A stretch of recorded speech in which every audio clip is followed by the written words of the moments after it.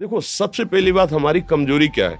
हम परेशान हो जाते हैं। संसार में देखो तो परेशान, परमार्थ की तरफ देखो तो हम परेशान हो। ये हमारा आदत स्वभाव बन गया परेशान होना। थोड़ा सा धैर्यवान बनो, गंभीर बनो। कोई भारी से भारी विपत्ति में परेशानी स्वीकार करके विपत्ति से थोड़ी निकला जाता। सुलझो, ठीक है, ये विपत्ति आई, समस्या आई, इसका समाधान होगा। ऐसा थोड़ी कि हमें नष्ट कर देगी। अगर अभी हमारी बड़ी हानि हो जाती है, हम कल इससे बड़ा लाभ प्राप्त कर सकते हैं। हमको एकदम बिल्कुल गंभीर रहना है, इतने कमजोर नहीं बन जाना।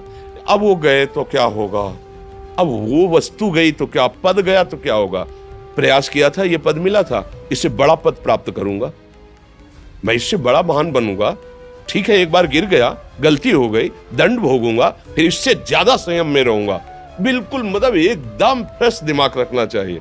और अपने लोग क्या है, जरा सी बात में एकदम पछड़ा कर लेते हैं, एकदम कमजोर हो जाते हैं। ये बिल्कुल ठीक नहीं है। हम जीवन भर की यात्रा की बात कह रहे हैं, भारी से भारी कष्ट में भी मुस्कुराना, तो हमें बल मिला है, हमें भगवान की कृपा का दर्शन हुआ है, हमें उनका दुलार दिखाई दिया है। अगर ऐसे तो भाग जाते हैं, फिर परमार्थ में थोड़ी चलना होता है। आज जो आप सुन करके लाभ लेने की चेष्टा कर रहे हो ना, ये केवल प्रवचन नहीं है, ये जीवन है। अगर ये जिए ना होते ना तो ये इसका प्रभाव नहीं पड़ता, फिर वाणी का प्रभाव नहीं पड़ता। हम इसीलिए कहते हैं, जैसे आप लोग एकदम परेशान हो जाते हैं जब बोलो, क्या हमसे ज्यादा परेशानी होगी? दोनों किडनी खराब, दवाई लाने के लिए पैसे नहीं, पानी रखा है हम उठ के पी नहीं सकते, भीषण शरीर में कष्ट, भीषण बुखार, क्योंकि किडनी फेल, जरा में बुखार, खाने को क्या, रोटी मांग के लाओ। अगर वहां सब्जी मिलती है तो लाल मिर्च ऐसी पड़ के मिलती थी कि वो पा नहीं सकते थे। आप सोचो, पानी लाना है तो मुझे लाना है, पीना है तो मुझे पीना है।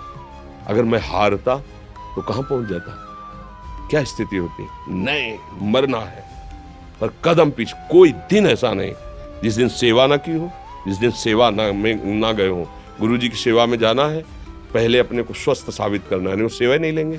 तुम बीमार हो, तुम कष्ट में हो, ऐसे उनकी दृष्टि परेशान है। सेवा की, आके लेट गए। फिर हिम्मत की, अपनी श्री जी की सेवा की, मधुकरी नहीं गए, 3-3, 4-4 दिन भोजन नहीं गए, पर सेवा नहीं छोड़ा, दिनचर्या नहीं छोड़ी। और उसका प्रधान कारण संयम, ब्रह्मचर्य, भगवदाश्रय, नाम जप, कभी हारने नहीं दिया।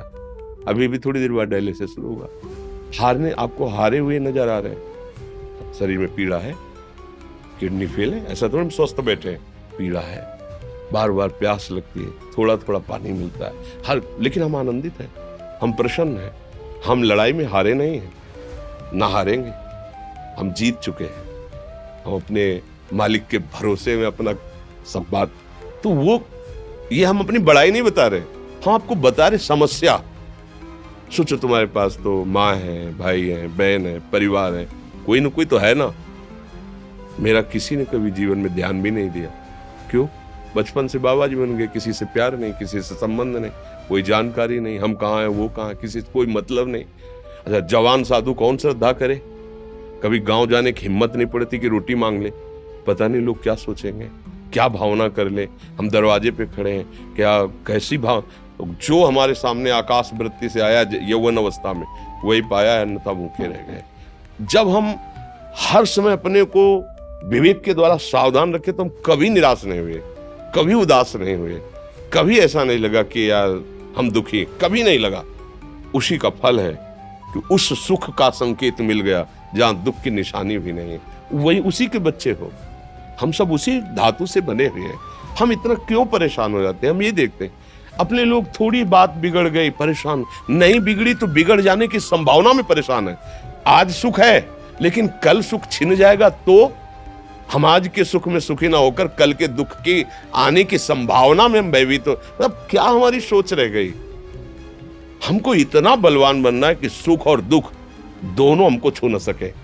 भारी से भारी सुख की व्यवस्था है तो अहंकार नहीं, हर्षित होकर किसी का अपमान न करे कि हम धनी, हम पदाधिकारी, अमुक। भारी से भारी दुख आया तो हमें किसी के सहयोग की जरूरत नहीं, हम फिर अपने कदम बढ़ाएंगे, हम फिर जुड़ी हुई अपनी भावनाओं को सजाएंगे।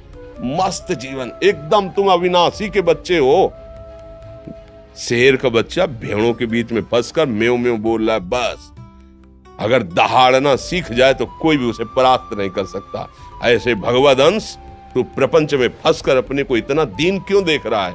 तू ऐसा है कि भगवान के दिव्यास्त्र में भी ताकत नहीं तेरे को मार सके।